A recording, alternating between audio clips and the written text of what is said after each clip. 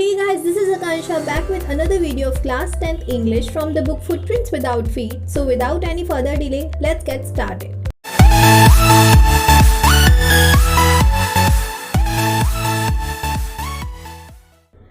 So students, today we are going to start chapter A Question of Trust by Victor Kenning. जैसा कि ये कहा भी गया है कि एक चोर को पकड़ने के लिए एक चोर का ही दिमाग चाहिए एंड अलॉन्ग विद दिस ये भी कहा गया है कि चोर कभी एक दूसरे के अगेंस्ट क्राइम कमिट नहीं करते. सो लेट्स सी ये स्टोरी किस सीन को इलस्ट्रेट करती है.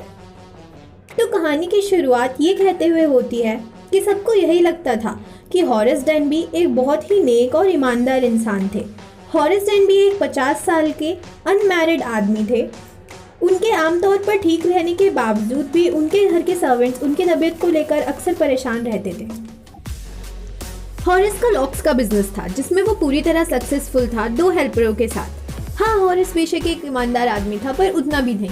आज से 15 साल पहले वो जेल जा चुका था. हॉरेस को रेयर और एक्सपेंसिव बुक्स पढ़ने और खरीदने का बहुत ही ज़्यादा शौक था जिसके कारण वो साल में एक बार रॉबरी करता था और इतना पैसा तो चुरा ही लेता था कि वो पूरे साल रेयर और एक्सपेंसिव बुक्स खरीद पाए और पढ़ पाए. इस साल भी जुलाई के महीने में उसने ये श्योर कर लिया था कि अब की रॉबरी भी उतनी ही सक्सेसफुल होगी जितनी की हर साल की होती है. पिछले 2 हफ्तों से उसने शॉर्ट ओवर रेंज के एक घर पर नज़र बनाई हुई. इसमें उसने उस घर के बारे में सभी इंपॉर्टेंट इन्फॉर्मेशन जैसे रास्ते, गार्डन, इलेक्ट्रिक वायर्स एटसेट्रा सब कुछ इकट्ठा कर लिया था. आज वो दिन था जब हॉरेस अपनी चोरी को अंजाम देने वाला था. घर के 2 नौकर जो कि आज मूवी देखने जाने वाले थे और घर के असली मालिक लंदन में रहते थे. घर के नौकरों को घर से निकलता देखकर हॉरेस बहुत ज़्यादा खुश हो गया. हालांकि आज भी उसे थोड़ा बहुत हे फीवर था. नौकरों के घर से निकलते ही उसने गार्डन की दीवार से घर में एंट्री की. हॉरेस के सभी टूल्स एक बैग में उसकी पीठ पर थे. ग्रैंज के सेफ में अबाउट $15,000 की ज्वेलरी थी. हॉरेस ने सोच लिया था कि उनको बेचकर उसे अप्रॉक्स $5,000 तो मिल ही जाएंगे. और वैसे भी ऑटम की सेल में 3 मोस्ट एक्सपेंसिव बुक्स लॉन्च होने वाली थी तो वो इन पैसों से उन्हें खरीदने वाला था. हॉरेस को पता था कि सर्वेंट जब भी घर से बाहर जाते हैं तो वो घर की चाबी गेट के बाहर लगे एक हुक पर टांग के जाते हैं. हॉरेस बहुत ही केयरफुली उस हुक के पास गया, ग्लव्स पहने जिससे कोई भी फिंगरप्रिंट्स ना छूटे और उस हुक से की को निकाल लिया. गेट खोलते ही उसने देखा कि किचन में एक डॉग लेटा हुआ है जो उसे देखकर भौंकने लगता है. इतने में हॉरेस कहता है, it's all right Sheri. Horace को पता था कि एक डॉग को काबू में कैसे करना है. इसके लिए बस एक डॉग को उसके असली नाम से बुलाना पड़ेगा और थोड़ा बहुत अफेक्शन शो करना पड़ेगा.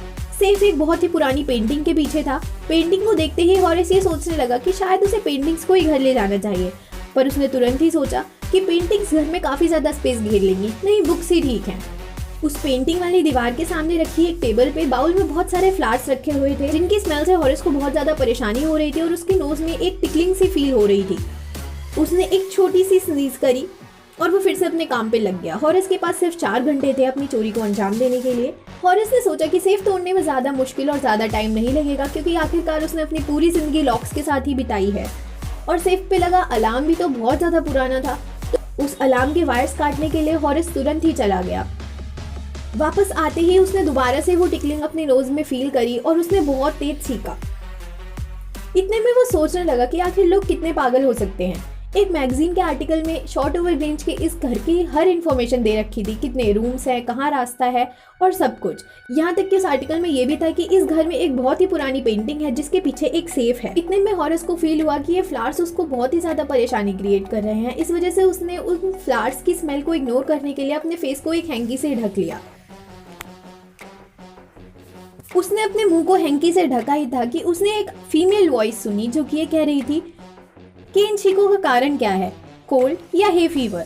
हॉरेस जितने में सोचता उसने बिना सोचे ही बोल दिया कि हे फीवर. फीमेल वॉइस ने रिप्लाई करते हुए कहा कि तुम अपनी इन छींकों को बहुत ही आराम से क्योर कर सकते हो, बस इतना पता करके कि तुम्हें आखिर किन फ्लावर्स की स्मेल से एलर्जी है. पर अगर तुम अपने काम को लेकर थोड़ा भी सीरियस हो तो मेरे हिसाब से तुम्हें डॉक्टर से कंसल्ट करना चाहिए क्योंकि तुम इतनी ज़्यादा तेज सीख रहे थे कि मुझे घर के टॉप फ्लोर से तुम्हारी आवाज़ सुनाई दे गई. उस आवाज़ में काइंडनेस, क्वाइटनेस और फर्मनेस थी. हॉरेस ने जैसे ही पीछे मुड़कर देखा वहाँ पर एक लेडी रेड ड्रेस खड़ी थी जो कि बहुत ज़्यादा टॉल और प्रिटी थी और शेरी उसे देखकर बहुत ही ज़्यादा खुश हो गया था इसलिए वो अपने शरीर को उसके ऊपर रब कर रहा था. उस लेडी ने अंदर आते हुए कहा कि सभी ने ये सोचा होगा कि मैं काफ़ी टाइम से घर में नहीं आई पर शायद मुझे लगता है कि आज मैं सही टाइम पर आ गई. मैंने किसी स्ट्रेंजर को अपने घर में एक्सपेक्ट नहीं करा था. हॉरेस को कहीं ना कहीं आशा थी कि वो बच जाएगा क्योंकि वो लेडी मिलने में बहुत ज़्यादा लीनियंट थी. हॉरिस ने कुछ सोचते हुए कहा कि मैंने किसी भी फैमिली मेंबर को एक्सपेक्ट नहीं करा था। लेडी ने रिप्लाई करते हुए कहा कि हाँ, मैं समझ सकती हूँ कि तुम मुझे देखकर काफ़ी ज़्यादा घबरा गए होंगे और तुम्हें अपना काम पूरा करने में बहुत ज़्यादा परेशानी होगी। तो बताओ, तुमने मुझे देखते ही क्या सोचा? हॉरिस ने रिप्लाई करा, ऑफ कोर्स मैंने भागने का सोचा। हाँ, लेकिन तुम भाग तो तब पाते जब मैं तुम्हें जाने देती। जितने में तुम भागते मैं पुलिस को कॉल कर देती और वो तुम्हें आगे अरेस्ट करके ले जाते। जितने में तुम फ़ोन करो मैं फ़ोन की सभी वायर्स कट कर देता और ये श्योर करता कि तुम कुछ घंटों के लिए मेरे अगेंस्ट कुछ भी ना कर पाओ, कम से कम 1 घंटे के लिए। तो तुम मुझे हर्ट करना चाहते थे। मैं तो बस तुम्हें थोड़ा बहुत डराना चाहता था। तुम मुझे नहीं डरा सकते। तुम्हारे लिए अच्छा होगा कि तुम भूल जाओ कि कभी तुमने मुझे देखा या कभी तुम मुझसे मिली भी थी, और मुझे जाने दो। पर मैं तुम्हें क्यों जाने दूँ? तुमने मुझे रॉब करने की कोशिश करी और सोसाइटी को तुम जैसे लोगों से बच के रहना चाहिए। आज नहीं तो कल तुम मेरे जैसे किसी और एक इंसान को रॉब करने की कोशिश करोगे।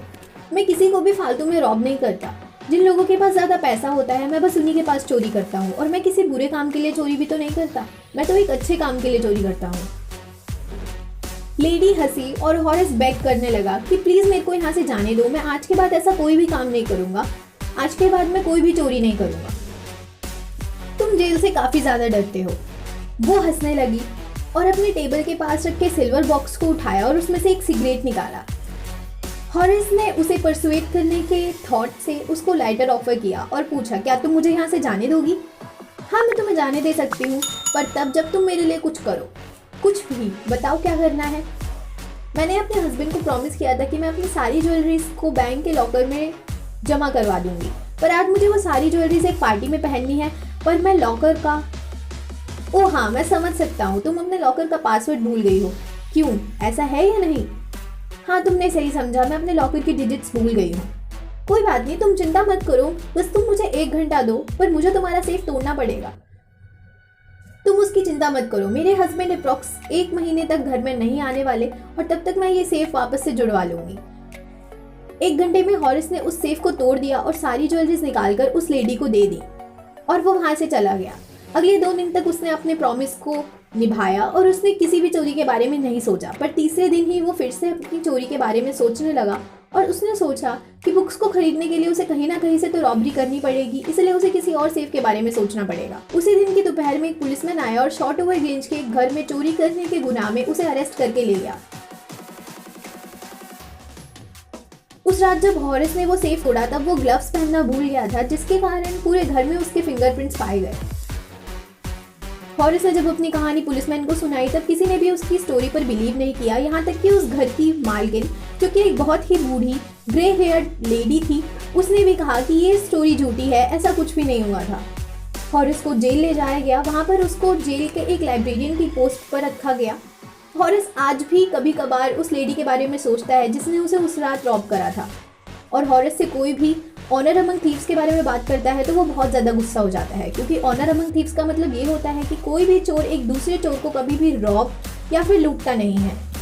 तो स्टूडेंट्स, ये वीडियो यहीं पर ही ख़त्म होती है। तो अब देख लेते हैं कुछ इंपॉर्टेंट क्वेश्चंस जो पहले भी कई बार एग्जाम्स में आ चुके हैं और जिनकी आगे भी आने की प्रोबेबिलिटी बहुत ज़्यादा है। पर इससे पहले आप लोगों के लिए एक बहुत ही ज़रूरी बात, please hit the like button if you really like the video. Don't forget to share and subscribe the channel, and do comment if you have any suggestions for the channel. So moving forward, the first question is, Horace Denby was interested in the books, not in the painting. Why?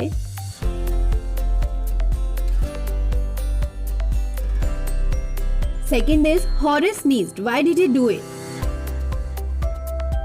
Third question is, describe the lady in red. And the fourth question is, how did Denby prepare for the robbery at Short Over Grange? Thank you for watching the video till end.